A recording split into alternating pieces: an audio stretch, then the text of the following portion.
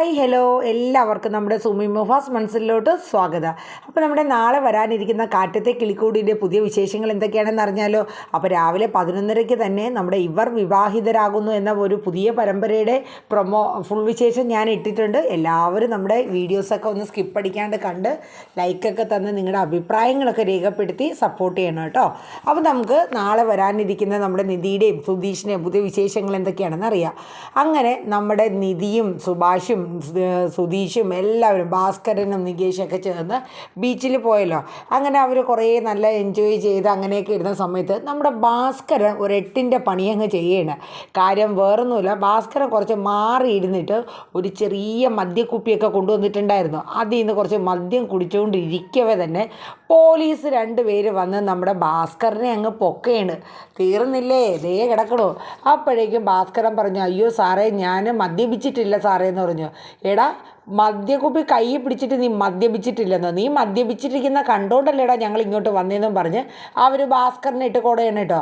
ആ സമയത്താണ് നമ്മുടെ സുഭാഷ് അങ്ങോട്ട് സൈഡിലോട്ട് നോക്കിയപ്പം തൻ്റെ അച്ഛനെതിരെ 2 പോലീസുകാർ അവിടെ എടുത്തിട്ട് പെരുമാറുന്നുണ്ട്. എന്ന് വെച്ചാൽ അടിച്ചല്ല, വഴക്ക് പറയുന്നുണ്ട്.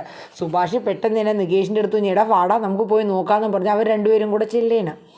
ആ സമയത്ത് അവർക്ക് കാര്യം മനസ്സിലായി, അതായത് അച്ഛൻ മദ്യപിച്ചു എന്നുള്ളത്. അപ്പം പോലീസുകാർ ചോദിച്ചു, താൻ ഇവിടെ ഇരുന്ന് മദ്യപിച്ച് ആൾക്കാർക്ക് ബുദ്ധിമുട്ടുണ്ടാക്കാനായിട്ട് വന്നതല്ലേടോ എന്നൊക്കെ ചോദിച്ചു. അപ്പം ഭാസ്കരൻ പറഞ്ഞു, സാറേ ഞാൻ ഒരാൾക്ക് ഒരു ബുദ്ധിമുട്ടും ഉണ്ടാക്കിയിട്ടില്ല സാറേ എന്ന് പറഞ്ഞു. ഞാൻ മദ്യപിച്ചിട്ടില്ല, കുപ്പി കൈ പിടിച്ചു എന്നൊക്കെ പറഞ്ഞ് പല എക്സ്ക്യൂസുകൾ പറയുന്നുണ്ട്. അപ്പോഴേക്കും നമ്മുടെ സുഭാഷ് പറഞ്ഞു, സാറേ ഈ പ്രാവശ്യത്തേക്ക് മാപ്പാക്കണം, അച്ഛൻ്റെ അറിവില്ലായ്മ കൊണ്ട് ചെയ്തു പോയെന്ന്. എടോ, മക്കളൊക്കെ ആയിട്ട് വന്നിട്ടാണോടോ, തൻ്റെ കൂടെ വേറെ ഇനി ആരൊക്കെയാടോ ഉള്ളതെന്ന് ചോദിച്ചു. എൻ്റെ മക്കളും കുടുംബമായിട്ടൊക്കെ വന്നിക്കണേന്ന് പറഞ്ഞു കേട്ടോ. അങ്ങനെ പോലീസുകാർ കുറേ എടുത്തിട്ട് വഴക്ക് പറയണേ നമ്മുടെ ഭാസ്കറിനെ. സുഭാഷ് മാപ്പ് പറയുന്നുണ്ട്, സാറേ മാപ്പാക്കണം. ആ സമയത്താണ് നമ്മുടെ നിധിയും സുധീഷും അവിടെ ഇരുന്ന് നല്ല രീതിയിലൊക്കെ അങ്ങ് സംസാരിച്ച് ആ ഒരു മനസ്സൊക്കെ ഒന്ന് സുധീഷ് നിധിയുടെ അടുത്തൊക്കെ അറിയാൻ തുടങ്ങുന്നൊരു ടൈമായിരുന്നു കേട്ടോ. ആദ്യമായിട്ടാണല്ലോ ഇങ്ങനെ ഒരു പോക്ക് ടൂറ് പോലെ പോകുന്നത്. അപ്പോഴേക്കും നിധി പറഞ്ഞത്, സുധീഷ് അങ്ങോട്ട് നോക്കിയത് അച്ഛനും സുഭാഷേനും അവിടെ പോലീസുകാരൊക്കെ നിൽപ്പുണ്ടല്ലോ, എന്തോ പ്രശ്നമുണ്ട്. സുധീഷ് നോക്കിയപ്പം കാണാം നമ്മുടെ ഭാസ്കരൻ എന്തോ പണി ഒപ്പിച്ചേനെന്നുള്ളത് സുധീഷിന് മനസ്സിലായി. സുധീഷ് മനസ്സിൽ, ഈ കാരണവരെയും കൊണ്ട് വന്നപ്പോൾ തന്നെ ഞാൻ മനസ്സിൽ കുറിച്ചതാണ് എന്തെങ്കിലും ഇടങ്കോലിടുമെന്ന്. അപ്പോൾ നമ്മുടെ നിധി പറഞ്ഞു, വാ സുധീഷ് നമുക്ക് പോയി നോക്കാം എന്താ പ്രശ്നമെന്ന്. അങ്ങനെ നമ്മുടെ നിധിയും സുധീഷും വേഗം അടുത്തോട്ട് ചെല്ലുകയാണ്. അവിടെ ചെന്ന് കഴിഞ്ഞപ്പോൾ ആ പോലീസ് ചോദിച്ചു, ഓഹോ പെണ്ണുങ്ങളൊക്കെ ആയിട്ട് കുടുംബമായിട്ട് വന്നിട്ടാണോ താൻ ഈ ഒരു വൃത്തിയായിട്ട് പണി കാണിച്ചത്, പബ്ലിക്കിന് ബുദ്ധിമുട്ടുണ്ടാക്കുന്ന കാര്യങ്ങളല്ലേ ചെയ്തത്. അപ്പോൾ ഭാസ്കരൻ പറഞ്ഞു, സാർ ഞാൻ ഒരു ബുദ്ധിമുട്ടും പബ്ലിക്കിന് ഉണ്ടാക്കിയില്ല എന്നൊക്കെ പറഞ്ഞ് കുറേ ഡയലോഗ് അടിക്കുന്നുണ്ട്. അപ്പോഴേക്കും ലാസ്റ്റ് ഇവരൊക്കെ മാപ്പ് പറഞ്ഞു, സാറേ ഇനി അങ്ങനെ ആവർത്തിക്കില്ല എന്നൊക്കെ പറഞ്ഞു. അപ്പോഴേക്കും ആ പോലീസുകാർ പറഞ്ഞ്, കുടുംബവും സ്ത്രീകളൊക്കെ ആയിട്ട് വന്നതുകൊണ്ട് ഇത് തൻ്റെ ലാസ്റ്റ് വാണിംഗ് ആണ്, ഇനി ഇതുപോലെ എങ്ങാനും കാണിച്ചു കഴിഞ്ഞാൽ തന്നെ പിടിച്ച് ഞങ്ങൾ അകത്തിടുമെന്ന് പറഞ്ഞു, കേസും ചാർജ് ചെയ്യുമെന്ന് പറഞ്ഞു. എന്നിട്ട് അവരങ്ങ് പോയിട്ടോ. അപ്പോഴേക്കും തുടങ്ങിയില്ലേ സുധീഷ് അങ്ങോട്ട് കൊടുത്തു. സുധീഷ് ചോദിച്ചു, അച്ഛൻ എന്തിൻ്റെ കേടാ ഇങ്ങനെ പബ്ലിക്കായിട്ടുള്ള പ്ലേസിൽ ഇരുന്നാണോ കുടിക്കണതിനൊക്കെ ഒരു സ്ഥലവും ഇത് നോക്കിയിട്ട് കുടിച്ചൂടെ എന്നൊക്കെ പറയുന്നുണ്ട്. സുഭാഷും പറഞ്ഞു, അച്ഛൻ ആൾ കൊള്ളാട്ടോ, എന്ത് പണിയാണ് അച്ഛൻ കാണിച്ചത്, അവരിപ്പം കേസ് ചാർജ് ചെയ്തെങ്കിൽ എന്ത് ചെയ്യുമായിരുന്നു, പിന്നെ കേസ് ചാർജ് ചെയ്യണു, ഇവിടെ മദ്യപിക്കണമെന്നും അത്ര വലിയ തെറ്റൊന്നുമല്ല എന്നിങ്ങനെ പറഞ്ഞു കേട്ടോ. അപ്പോഴേക്കും ഭാസ്കരൻ്റേതായിട്ടുള്ള കുറേ ന്യായങ്ങളൊക്കെ ഇങ്ങനെ പറഞ്ഞുകൊണ്ടിരിക്കുകയാണ്. അപ്പം നിധിയും പറഞ്ഞു, അച്ഛൻ അതിൻ്റെ ആവശ്യമില്ലായിരുന്നു, പബ്ലിക് പ്ലേസിലൊക്കെ നമ്മൾ എങ്ങനെയൊക്കെയാണ് എന്നുള്ളത് അച്ഛൻ അറിയാവുന്നില്ല, അച്ഛൻ ലോറിയിലൊക്കെ പോയി എത്രയോ ദൂരെ യാത്ര ചെയ്തിട്ടുള്ള ആളല്ലേ, അച്ഛൻ അറിയില്ലേ. പിന്നെ അതിന് മാത്രം ഇവിടെ ഞാൻ എന്ത് ചെയ്തു എന്നാ, ഞാൻ എന്നെ ഇവിടെ കുടിച്ച് കിടന്ന് വല്ല ബഹളം ഉണ്ടാക്കി ആൾക്കാർക്ക് ബുദ്ധിമുട്ടുണ്ടാക്കിയോ, ഒന്നും ചെയ്തില്ലല്ലോ, പിന്നെ ഇതിന് മാത്രം പറയാനെന്നും പറഞ്ഞുകൊണ്ട് വലിയ വീറിങ്ങനെ കാണിച്ചുകൊണ്ട് നിൽക്കുകയാണ്. ആ സമയം സുഭാഷ് പറഞ്ഞു, ആ മൂഡ് കളഞ്ഞു, നല്ലൊരു ട്രിപ്പായിരുന്നു. അപ്പം നികേഷ് പറഞ്ഞു, നല്ല എൻജോയ് ചെയ്ത് വന്ന ഒരു ട്രിപ്പായിരുന്നു. സുധീഷിനാണെങ്കിലോ അതിനേക്കാളും കടിയായിരുന്നു. കാരണം എന്ന് വെച്ചാൽ ഈ അച്ഛനെയും കൊണ്ട് വന്നു കഴിഞ്ഞാൽ തന്നെ ഇടങ്കോലാണ്. അവസാനം സുഭാഷ് പറഞ്ഞു, ഇനിയിപ്പോൾ വന്നത് പോട്ടെ, എല്ലാവരും നമുക്ക് കുറച്ച് എന്തെങ്കിലും സ്നാക്സൊക്കെ കഴിക്കാമെന്നും പറഞ്ഞ് സുഭാഷ് വീട്ടിൽ നിന്ന് കൊണ്ടുവന്ന സ്നാക്സൊക്കെ അവിടെ നിന്ന് കഴിക്കണേ. അപ്പോഴേക്കും ഭാസ്കരൻ അവിടെ തന്നെ നിൽക്കുകയാണ് കേട്ടോ. ഭാസ്കരൻ ഇവരുടെ അടുത്ത് വന്നിരുന്നൊന്നും ചെയ്തില്ല. അപ്പം നിധി പറഞ്ഞു, അല്ല സുഭാഷ് ഏട്ടാ, ഇനി എന്തെങ്കിലും പണി ചെന്ന് ഒപ്പിക്കുമോ? ആളവിടെ മാറി നിൽക്കുകയല്ലോ. ഇനി പേടിക്കണ്ട, ഇനി അവിടെ മിണ്ടാണ്ട് നിന്നോളൂ. കുറച്ച് കഴിഞ്ഞ് നികേഷ് അങ്ങോട്ട് നോക്കിയപ്പോൾ കാണാം ഭാസ്കരൻ അടുത്ത പണി സിഗരറ്റ് വലിക്കണു. പബ്ലിക് പ്ലേസിൽ നിന്ന് സിഗരറ്റ് വലിച്ചാൽ അടുത്ത പണി കിട്ടൂലേ. അപ്പോഴേക്കും സുഭാഷ് ചെന്നിട്ട് ഭാസ്കരനെ വീണ്ടും ഒച്ചയെടുക്കണം, അച്ഛാ ഇവിടെ ഇരുന്ന് മദ്യപിക്കാനോ അല്ലെങ്കിൽ സിഗരറ്റ് വലിക്കാനോ ഒന്നും പാടില്ല. ഇത് പബ്ലിക് പ്ലേസാണ്, ഒരുപാട് ആൾക്കാരും സ്ത്രീകളും കുട്ടികളും ഒക്കെ വരണ സ്ഥലമല്ലേ. അച്ഛൻ സ്ഥലകാല ബോധം ഇല്ലാണ്ട് പെരുമാറില്ലെന്ന് പറഞ്ഞു. നിനക്ക് എന്തോരം ബോധമുണ്ട് എന്നൊക്കെ പറഞ്ഞ് ഭാസ്കർ എതിർത്ത് സംസാരിച്ചു കേട്ടോ. അത് കഴിഞ്ഞ് പിന്നെ 2 ഓട്ടോറിക്ഷയായിട്ട് പിടിച്ച് അവർ വീട്ടിലോട്ട് എത്തുകയാണ്. വീട്ടിലെത്തി കഴിഞ്ഞപ്പോഴേക്കും നികേഷ് പറഞ്ഞു, ഇയാൾ അച്ഛനെയും കൊണ്ട് എന്ന് വെച്ചാൽ ഇയാളെന്നങ്ങോട്ടാണെന്ന് തോന്നുന്നു പറയണ കേട്ടോ നമ്മുടെ നികേഷ് പറയുന്നുണ്ട്, എവിടെ പോയിരുന്നാലും എന്തെങ്കിലും ഒരു 8ൻ്റെ പണി തന്നിരിക്കുക. അതുകൊണ്ടാണ് നിധിയേട്ടത്തി ഞങ്ങൾ ഒരു സ്ഥലത്ത് പോയിരുന്നാലും അച്ഛൻ ഒരു സ്ഥലത്ത് ഞങ്ങൾ കൂട്ടത്തില്ല എന്നൊക്കെ പറഞ്ഞു. അപ്പം നികേഷ് പറഞ്ഞതിൻ്റെ തൊട്ട് പുറകെ തന്നെ സുധീഷും പറഞ്ഞു, ഇതുപോലൊരു ഇടംകോല് നല്ലൊരു ട്രിപ്പായിരുന്നു, അതിനെ കളഞ്ഞു മുടിച്ചു ഈ അച്ഛനെന്നും പറഞ്ഞ് സുധീഷ് ഒരു വശത്ത് ചാടിക്കൊണ്ടിരിക്കുക. അപ്പോഴേക്കും അതിൻ്റെ ബാക്കി സുഭാഷ്. അവസാനം നമ്മുടെ നികേഷ് പറഞ്ഞു, അതെ ഇങ്ങനെ കണ്ണു മുന്നേ നിൽക്കാണ്ട് ഇവിടെ നിന്ന് ഇറങ്ങിപ്പോകാവോ എന്ന് ചോദിച്ചു. അപ്പോഴേക്കും ഭാസ്കരൻ അങ്ങോട്ട് ദേഷ്യം വന്നു. കാരണം എല്ലാവരും കൂടെ ഇരുവശത്തു നിന്നും ഭാസ്കരനെ ഇങ്ങനെ കൊന്നു നിന്നുകൊണ്ടിരിക്കുക. കുറേയൊക്കെ മറുപടി കൊടുത്തെങ്കിലും ഭാസ്കരന് പിടിച്ചു നിൽക്കാൻ പറ്റിയില്ല. അപ്പോഴേക്കും നികേഷിൻ്റെ അടുത്ത് ഭാസ്കരൻ പറഞ്ഞു, നീ എന്നോടാണോടെ ഇറങ്ങിപ്പോകാൻ പറയുന്നത്? ഇത് എൻ്റെ വീടാണ്, നിനക്കൊക്കെ വേണമെങ്കിൽ ഇറങ്ങിപ്പോക്കോളാം എന്ന് പറഞ്ഞു. അപ്പോഴേക്കും നമ്മുടെ സുഭാഷ് ചെന്ന് നമ്മുടെ നികേഷിനെ പതുക്കെ ഇങ്ങ് വിളിച്ചുകൊണ്ട് വന്നു. കാരണം ഇനി പറഞ്ഞ് അങ്ങോട്ടും ഇങ്ങോട്ടും വഷളാവണ്ട, പ്രശ്നങ്ങൾ ഇനിയും അടിയിൽ ചെന്ന് നിൽക്കും. അങ്ങനെ നമ്മുടെ നികേഷിനെ പിടിച്ചുകൊണ്ട് അകത്ത് പോയേ. ആ സമയത്ത് നമ്മുടെ സുധീഷിന് അങ്ങോട്ട് ദേഷ്യം വന്ന് അടുത്ത് കിടന്ന ഒരു കട്ട എടുത്തിട്ട് ഇയാളെ ഞാനിന്ന് കൊല്ലുമെന്നും പറഞ്ഞുകൊണ്ട് അതിട്ട് എറിയാൻ പോയപ്പോഴേക്കും നിധി ഓടി ചെന്ന് പിടിച്ചത് മാറ്റി കേട്ടോ. ആ സമയത്താണ് നമ്മുടെ ഹരീഷ് വരുന്നത്. അപ്പോൾ ഹരീഷ് ചോദിച്ചു, എന്താ സുധീഷയുടെ ഇവിടെ പ്രശ്നം, എന്തായിട്ടെത്തി ഇവിടെ എന്നെ പ്രശ്നം എന്നാന്ന് ചോദിച്ചു. അപ്പോൾ നടന്ന കാര്യങ്ങളൊക്കെ സുധീഷ് പറഞ്ഞു. അപ്പോൾ ഹരീഷ് അപ്പം തന്നെ മറുപടിയായിട്ട് പറഞ്ഞു, നിങ്ങളല്ലാണ്ട് ആരെങ്കിലും ഇങ്ങേരെയും കൂടെ കൊണ്ട് പോവോ? നിങ്ങൾക്ക് എന്നാൽ പിന്നെ വീട്ടിൽ ഇരുന്നാൽ പോരെയിരുന്നു. അപ്പോഴേക്കും നമ്മുടെ ഭാസ്കരൻ പറഞ്ഞു, ആരാ ഔദാര്യത്തില്ല, എന്നെ വിളിച്ചിട്ടല്ലേ വന്നത്, ഞാനിവിടെ മര്യാദയ്ക്ക് ഇരിക്കുമായിരുന്നല്ലോ.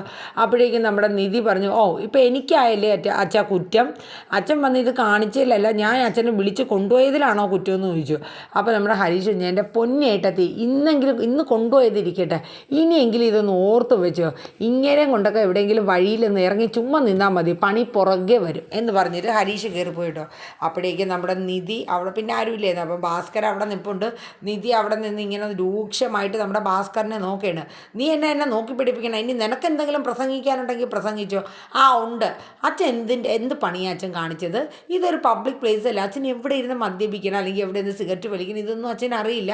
അച്ഛൻ ഗുജറാത്തിലും അവിടെ ഇവിടെയൊക്കെ വണ്ടിയും കൊണ്ട് ലോറിയും കൊണ്ടൊക്കെ പോയി ഒരുപാട് ലോക പരിചയമുള്ള ഒരാളല്ലേ, അച്ഛൻ അറിയില്ലേ? ഇപ്പം ഇനി നിൻ്റെ ഉപദേശം കൂടെ കിട്ടാത്തതിൻ്റെ ഉള്ളൂ എന്ന് ഭാസ്കരൻ പറഞ്ഞു. അപ്പോൾ പറഞ്ഞു, ഇനി ഞാൻ ഇങ്ങനെ ചെയ്യില്ല, അച്ഛനും മക്കളും നമ്മളൊരു കുടുംബമായിട്ട് കഴിയുമ്പോൾ എല്ലാവരും കൂടെ ഒരുമിച്ച് പോയി ഒരു സന്തോഷമല്ലായിരുന്നോ, അത് കരുതിയിട്ടാണ് വിളിച്ചത്. അവരെല്ലാവരും പറഞ്ഞത് അച്ഛനെ കൊണ്ടുപോകണ്ടെന്ന്. പക്ഷേ എനിക്കെന്തോ അച്ഛൻ ഇവിടെ ഒറ്റയ്ക്ക് ഇരിക്കുകയല്ലേ എന്ന് കരുതിയിട്ടാണ് ഞാൻ അച്ഛനെയും കൂടെ വിളിച്ചത് എന്നിങ്ങനെ നിധി പറഞ്ഞു. ഞാനിവിടെ ഇരിക്കുമായിരുന്നല്ലോ, നീയല്ലേ എന്നെ വന്ന് വിളിച്ചുകൊണ്ട് പോയെന്നും പറഞ്ഞ് ഭാസ്കരൻ നിധിയുടെ മക്കിട്ട് കയറണം. ഇപ്പം എനിക്കായി കുറ്റം നിധി പറഞ്ഞു. അച്ഛൻ വന്ന് ഈ ഒരു കൊള്ളരുതായ്മത്തരം കാണിച്ചതല്ല, ഞാൻ വിളിച്ചതിലാണ് അച്ഛന് കുറ്റമല്ലേ എന്നിങ്ങനെ പറഞ്ഞു കേട്ടോ. അപ്പോഴേക്കും ഭാസ്കരൻ പറഞ്ഞു, അതെ നീ നിൻ്റെ പണി നോക്കും മോളെ എന്ന് പറഞ്ഞിട്ട് മാറി നിന്നു. അപ്പോൾ പറഞ്ഞു, അതെ അച്ഛനും മക്കളും ഒക്കെ ഒരുമിച്ച് ഒരു സ്നേഹമായിട്ട് ഒരു കുടുംബമായിട്ട് പോകട്ടെ എന്ന് കരുതിയിട്ടാണ് ഞാൻ അങ്ങനെ ചിന്തിച്ചത്, അത് തെറ്റായി പോയെന്ന് തോന്നുന്നു. അപ്പോഴേക്കും ഭാസ്കരൻ പറഞ്ഞു, പിന്നെ ഒന്നിപ്പിക്കാൻ നീ തക്കലയിൽ നിന്ന് ഇവിടം വരെ വരേണ്ടി വന്നു, ആദ്യം നിൻ്റെ നിലനിൽപ്പ് എന്താണെന്ന് നീ നോക്ക് എന്നൊക്കെ പറഞ്ഞ് ഭാസ്കരാക്കി. പിന്നെ നിധി ഒന്നും മിണ്ടാൻ നിന്നില്ല. ഭാസ്കരൻ്റെ ഡയലോഗിന് എന്ത് മറുപടിയാണ് നിധി പറയണേ? നിധി ഒന്നും മിണ്ടാൻ നിന്നില്ല. അത് കഴിഞ്ഞ് ഭാസ്കർ ഒരു ബീഡി എടുത്ത് ഇങ്ങനെ വലിച്ചുകൊണ്ടിരിക്കുകയായിരുന്നു കേട്ടോ. ഇത് പിന്നെ കാണിക്കുന്ന സീൻ എന്ന് പറയുന്നത് പിറ്റേന്ന് രാവിലെ നമ്മുടെ നികേഷ് ഇരുന്ന് ഭയങ്കര പഠിത്തമാണ്. കാരണം ഫൈനൽ എക്സാം ഉണ്ട്, കഴിഞ്ഞ വർഷത്തെ സപ്ലി ഒക്കെ എഴുതാനുണ്ട്, ഭയങ്കര പഠിത്തം. അപ്പോൾ സുധീഷ് പതുക്കെ ഇറങ്ങി വന്നിട്ട് നോക്കിയപ്പോഴത്തേക്ക് നികേഷ് ഭയങ്കര പഠിത്തത്തിലാണ്. അപ്പോൾ അവനെ ശല്യപ്പെടുത്താനൊന്നും പോയില്ല. സുധീഷ് അങ്ങനെ നോക്കി വന്നപ്പോൾ കാണാം നിധിക്ക് മേടിച്ച സ്കൂട്ടി അവിടെ വെറുതെ ഇരിക്കുക. ഇടയ്ക്കൊന്ന് വല്ലപ്പോഴും സ്റ്റാർട്ടെങ്കിലും ചെയ്തില്ലെങ്കിൽ വണ്ടി കേടായി പോകില്ലേ. അങ്ങനെ നമ്മുടെ സുധീഷ് ചെന്നിട്ട് ആ താക്കോൽ എടുത്തുകൊണ്ട് വന്നു. അപ്പം നികേഷ് നോക്കുകയാണ് ഇതെന്താ പരിപാടിയെന്ന്. അപ്പോൾ സുധീഷ് വണ്ടി എടുത്ത് സ്റ്റാർട്ട് ചെയ്ത് അപ്പോൾ നികേഷ് ഒരു നിമിഷം ചിന്തിച്ച് ഇനിയിപ്പോൾ ഈ വണ്ടിയും കൊണ്ടുപോയി സുധീഷിൻ്റെ അടുത്ത പണി എങ്ങാനും കൊണ്ടുവരുമോ. ഒന്നാമത് കയ്യിൽ ലൈസൻസ് ഇല്ല, പോലീസ് സ്റ്റേഷനിൽ ഇരിക്കുക. പക്ഷേ സുധീഷ് ദൂരോട്ടൊന്നും പോയില്ല കേട്ടോ. സുധീഷ് ആ മുറ്റത്ത് തന്നെ ഇങ്ങനെ വണ്ടി ഓടിച്ചുകൊണ്ടിരുന്നു. ആ സമയത്താണ് നമ്മുടെ നിധി അകത്തുനിന്ന് വെളിയിലോട്ട് വരുന്നത്. അപ്പം നിധി നോക്കിയപ്പം ആ സ്കൂട്ടി ഇങ്ങനെ സുധീഷ് എടുത്ത് ഓടിക്കുന്നുണ്ട്. അപ്പോൾ നിധി ചോദിച്ചു, അല്ല ഇവിടെ ഇട്ട് ഈ കറക്കിക്കൊണ്ടിരിക്കുന്ന റോഡിലോട്ട് എങ്ങാനും കൊണ്ടുപോകൂടെ എന്ന് ചോദിച്ചു. അപ്പം സുധീഷ് പറഞ്ഞു, അതെ ചുമ്മാ കൊണ്ടുപോയാൽ പോരാ, ലൈസൻസ് ഒന്നും കയ്യിലില്ല എന്ന് പറഞ്ഞു. ഓ അങ്ങനെ എന്ന് നിധി പറഞ്ഞു. അത് കഴിഞ്ഞിട്ട് നിധി നികേഷിൻ്റെ അടുത്ത് ചെന്നിട്ട് ചോദിച്ചു, അല്ല ഭയങ്കര പഠിത്തമാണല്ലോ, എക്സാം എത്തി നിധിയേട്ടത്തി, ഇനിയൊന്ന് ആഞ്ഞു പിടിച്ചില്ലെങ്കിലേ പണി പാളും. എടാ നിനക്ക് സപ്ലൈ ഉണ്ടോടാ?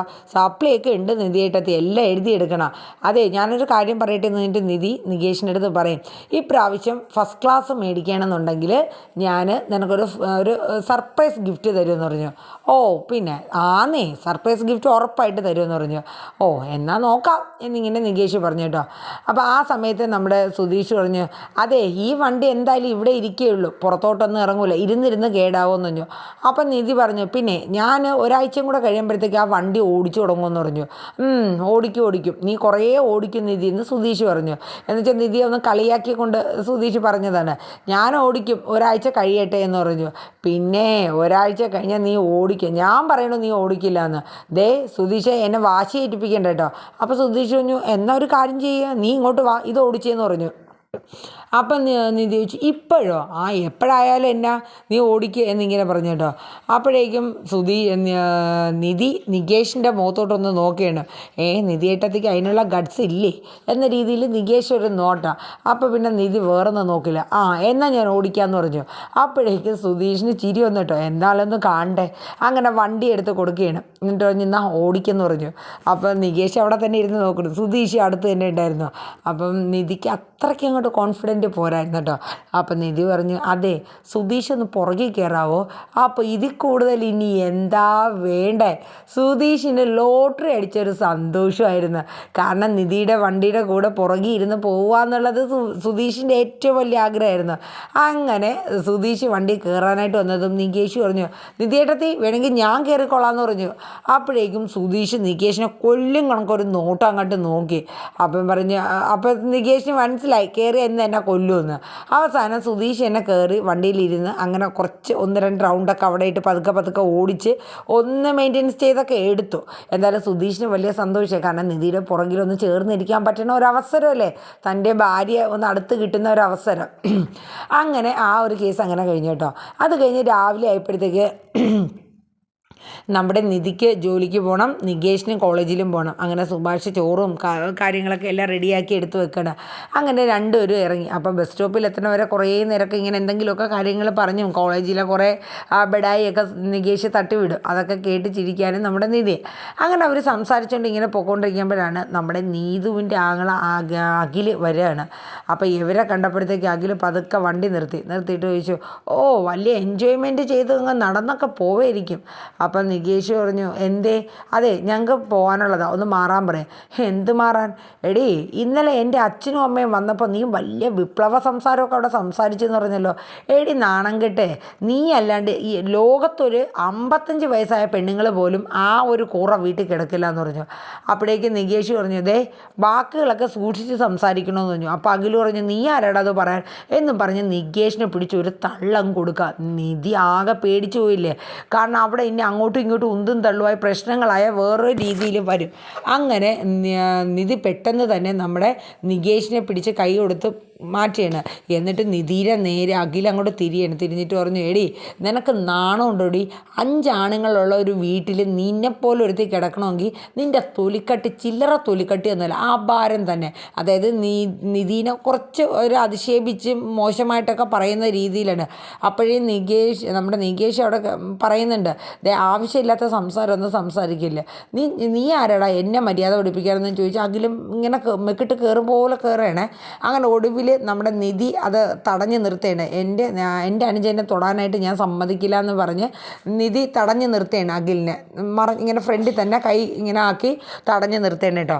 അപ്പം ഏകദേശം നാളെ വരുന്ന സീനിൽ ഇതൊക്കെ തന്നെയാണ് കാണിക്കുന്നത്. ഇനിയിപ്പോൾ അവിടെ എന്തെങ്കിലും പ്രശ്നങ്ങളാവുമോ, ഇനിയിപ്പോൾ ഇതൊക്കെ നമ്മുടെ ഹരീഷും സുധീഷും അറിയുമോ? കാരണം നികേഷിൻ്റെ ദേഹത്ത് ആരെങ്കിലും ഒരാൾ കൈ വെച്ചു എന്നറിഞ്ഞു കഴിഞ്ഞാൽ പിന്നെ അവൻ രണ്ട് കാലിൽ നടക്കൂല. അതങ്ങനെയാണ്.